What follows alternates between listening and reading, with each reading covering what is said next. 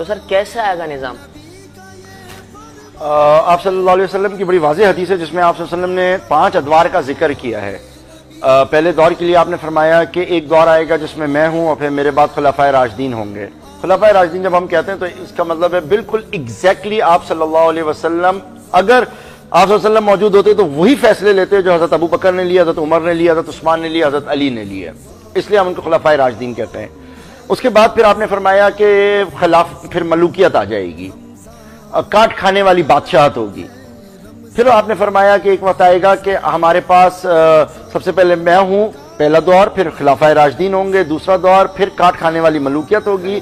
پھر اس کے بعد فرمایا کہ انڈائریکٹلی ہم غلام ہوں گے، انڈائریکٹلی ہمارے اوپر حکمرانی ہو رہی ہوگی. ہیں تو ہم پاکستان میں رہتے تو ہم سعودی عرب میں رہتے، ہم افغانستان میں، عراق میں ہیں، سوڈان میں ہیں، لیکن بادشاہت ہم نے قبول کی ہوئی ہے برطانیہ کی، بادشاہت قبول کی ہوئی ہے امریکہ کی. یہ وہ دور ہے جس کے لیے آپ صلی اللہ علیہ وسلم نے بتایا تھا. اور پھر آپ نے فرمایا کہ اگلا جو دور ہے، آخری دور جو ہوگا، اس میں علی منہاج النبوہ دوبارہ کے دوبارہ ایک حکومت، حکومت، اسلامی نظام قائم ہوگا. اور پھر اس کے لیے یہاں تک فرمایا کہ کوئی ایسا گھر نہیں بچے گا پکا یا کچا جس کے اندر رہنے والا نے کلمہ نہ پڑھا ہو. پھر آپ نے فرمایا کہ جو کلمہ پڑھنا ہے وہ یا تو عزت سے پڑھ لے ورنہ ذلیل ہو کے پڑھے، مگر پڑھنا اس کو پڑھے گا، یعنی وہ دور آئے گا، پڑھنا پڑے گا. اور اس کے لیے آپ نے فرمایا کہ وہ اسی انداز میں آئے گا جس انداز کے اندر میرے دور میں اسلام آیا ہے. اب جس دور میں اللہ تعالیٰ جو انقلاب آپ کے دور میں آیا رسول اللہ صلی اللہ علیہ وسلم کا، وہ سمجھنا بڑا ضروری ہے. ہم جب تک اس کو نہیں سمجھیں گے معاملات جو ہے نا وہ تشنا رہ جاتے ہیں. بالکل دیکھیے اس کا طریقہ کار واضح ہے. سورہ جمعہ میں اگر آپ پڑھیں تو واضح طور کے اوپر 2-3 جگہ پہ اس کا وہ ہے، مگر سورہ جمعہ میں ہے کہ جب آپ صلی اللہ علیہ وسلم کو تبلیغ کے لیے کہا جاتا ہے تو اس کی آیت ہے الذی ارسل رسولہ والذی ارسل رسولہ بالہدی. سر ہم اس سلسلے کو آگے لے کر چلیں گے، آیت مبارکہ کے سلسلے سے ہی گفتگو آگے رہے گی. ناظرین ملتے ہیں چھوٹے سے بریک کے بعد، اور بریک کے بعد آپ کو گفتگو چل رہی تھی اور سورہ جمعہ کی آیت مبارکہ آپ تلاوت فرما رہے تھے. ارشاد. آیت ہے الذی ارسل رسول، آیت ہے هو الذی بعث فی الامیین رسولا منہم یتلو علیہم آیاتہ ویزکیہم ویعلمہم الکتاب والحکمہ. 4 پرنسپلز آپ صلی اللہ علیہ وسلم کو اللہ تعالیٰ نے دیے کہ جب آپ اپنی تبلیغ کا آغاز کریں گے، جب آپ اپنے اس انقلاب کا آغاز کریں گے جس نے پوری دنیا میں پھیل جانا ہے، تو اس کا طریقہ کار بڑا واضح طور پہ آپ نے 4 طریقے دے دیے ہیں. اس میں سب سے پہلا کیا ہے،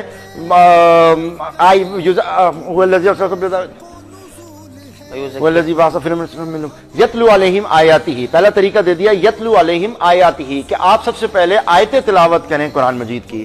تو کون سی آیتیں تلاوت کر رہے ہیں؟ تو وہ مکی دور کی وہ آیات ہیں جس کے اندر اللہ تعالیٰ کی بڑائی ہے، پرانی قوموں کا ذکر ہے، جس میں قوم کے عروج اور زوال کا ذکر ہے، جس کے اندر آخرت کا ذکر ہے، جس کے اندر اللہ کو پہچاننے کا ذکر ہے، تاکہ لوگوں کو پاک کیا جا سکے، صاف کیا جا سکے. اس لیے آیت کو صرف تلاوت کرنا ہے.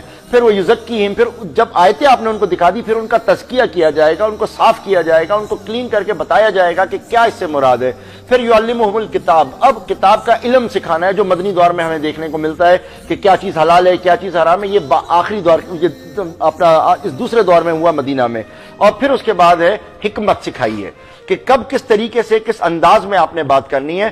تو یہ انقلاب آپ کا ایک دائمی انقلاب ہوگا.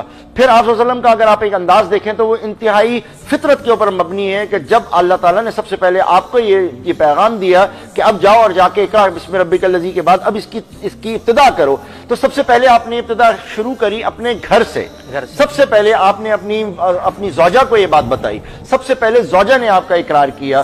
سب سے پہلے جب آپ کو اپنے گھر سے اطمینان ہوتا ہے تب آپ آگے کی طرف بڑھ سکتے ہیں. ہم لوگ پوری دنیا کو ٹھیک کرنے کی کوشش کرتے ہیں لیکن گھر کی پرواہ نہیں کرتے. ہر وقت باہر جا کے کام کرنے کی کوشش کرتے ہیں لیکن گھر کے اندر دین سے وہ اپنا ناواقفیت ہوتی ہے. تو آپ صلی اللہ علیہ وسلم نے سب سے پہلا انداز کیا، سب سے پہلا طریقہ کیا اپنے گھر کے اندر. حضرت خدیجہ رضی اللہ کو انہوں نے ساری چیزیں سمجھائیں بتائیں اور انہوں نے اس کا اقرار کیا. اس کے بعد آپ دیکھیں جن سے ان کے ساتھ انسان اٹھتا بیٹھتا ہے، جو آپ کا قریبی ہوتا ہے، جو آپ جس کو آپ نے خود دوست بنایا ہوتا ہے، حضرت ابوبکر صدیق رضی اللہ عنہ. آپ دیکھیں ان کے سامنے جب یہ دعوت دی گئی انہوں نے اس کو قبول کیا. اس کے بعد جو آپ کو آئیڈیل مانتا ہے، جو آپ کو پسند کرتا ہے، جو آپ کی ہر بات کے اوپر لبیک کہتا ہے، حضرت علی، انہوں نے آپ قبول کیا. اس کے بعد پھر ایک شخص جو آپ کے اچھے وقت میں بھی ساتھ ہے، برے وقت میں بھی ساتھ ہے، آپ کے زیر دست ہے، آپ کا غلام حضرت زید. یہ وہ ترتیب ہے کہ جب آپ اپنے میں سے یہ کام شروع کرتے ہیں تو وہ کوئی وقت دور نہیں ہے کہ انشاءاللہ تعالی اسلام دوبارہ ایک عروج کے اوپر آ جائے گا۔ ہم سمجھتے ہیں کہ اسلام کی 2 شکیں آئین میں ڈال دیں، ہم سمجھتے ہیں 2 حدود کی بل ڈال دیں، ہم سمجھتے ہیں کہ کھڑے ہو کے نعرے لگا دیں، اس سے اسلام آ جائے گا۔ اسلام کا طریقہ یہ نہیں ہے۔ اگر اس طریقے سے یہ انقلاب آنا ہوتا تو آپ صلی اللہ علیہ وسلم بھی اسی طریقے سے لے کے آتے، پہلے دن سے کہتے تم کافر ہو، دوسرے دن سے کہتے تم مشرک ہو، تیسرے دن سے کہتے تم جہنمی ہو، تو اس کے بعد یہ کہتے ہیں کہ تمہارے پہ بائیکاٹ کرنا چاہیے، ہم تمہارے خلاف احتجاج کر رہے ہیں۔ یہ سارے طریقے نہیں ہیں، حکمت کا طریقہ تھا۔ آپ صلی اللہ علیہ وسلم نے اس طریقے سے پہلے اپنے لوگوں کو تیار کیا، پھر اپنے پاس اپنے ان سارے جو بڑے بڑے اکابرین تھے ان کو اپنے پاس بلایا۔ 5 سال تک کا سلسلہ آپ دیکھیں تو صرف کھانا کھلانے کے اوپر ہو رہا ہے، کبھی آپ کے گھر پہ دعوت ہو رہی ہے، کبھی دوسرے گھر پہ دعوت ہو رہی ہے، اور پیغام ایک ہی تھا، اشہد ان لا الہ الا اللہ، ایک ہی پیغام ہے، اشہد ان لا الہ الا اللہ۔ 5 سال تک آپ اسی طریقے میں آپ چلتے گئے، پھر 5 سال کے بعد آپ کے اوپر پروسیکیوشن کے معاملات سٹارٹ ہوئی، تو اس کو کس طرح سے آپ نے ہینڈل کیا؟ تو انداز جب تک رسول اللہ صلی اللہ علیہ وسلم کا ہم نہیں لیں گے، صرف آپ صلی اللہ علیہ وسلم کو ہم نے اپنا کتابوں میں نہیں رکھنا ہے، ان کو جب تک ہم عملی طور کے اوپر ان کی زندگی کو نہیں دیکھیں گے اور کس طریقے سے انہوں نے یہ انقلاب نافذ کیا تھا، جب تک ہم یہ نہیں دیکھیں گے اس وقت تک یہ انقلاب نہیں آ سکتا۔ مگر یہ انقلاب آئے گا، کیونکہ آپ صلی اللہ علیہ وسلم اس کی پیشن گوئی کر کے گئے، اس کی بشارت دے کے گئے، اس کی خوشخبری دی ہے، آئے گا ضرور، لیکن انداز صرف رسول اللہ صلی اللہ علیہ وسلم کا ہوگا۔ کوئی اگر یہ سمجھتا ہے کہ کوئی دعوے دار آ کے کہے مدینہ کی ریاست بنا دوں گا، تو جناب وہ ملک کا بھی حال خراب کرے گا، اسلامی امہ کا بھی خراب کرے گا، کیونکہ یہ وہ لوگ ہیں جو چاہتے ضرور ہیں لیکن اسلام کیا ہے اس سے واقف نہیں ہے، دین کیا ہے اس سے واقف نہیں، کیا ہے شریعت کیا ہے واقف نہیں ہے۔ پھر وہ والی بات صحیح آتی ہے، 6 فٹ پہ نہیں کر سکتے تو آپ اس کو پورا نافذ کیسے کریں گے؟ نافذ کرنے کے لیے آپ کو دین کے تمام رموز کو سمجھنا ہوگا، اور پھر یہ ہو سکتا ہے۔ اور جس دن یہ ہوگا اس دن وہ خلافت راشدہ کا جو سلسلہ منقطع ہوا تھا انشاءاللہ تعالیٰ 30 سال کے بعد وہ پھر آپ دیکھیں گے کہ دوبارہ تا قیامت تک یہ دوبارہ قائم رہے گا، اور یہ ہوگا انشاءاللہ تعالیٰ۔ لیکن سر ہمیں سرکار کی جو زندگی ہے اس کو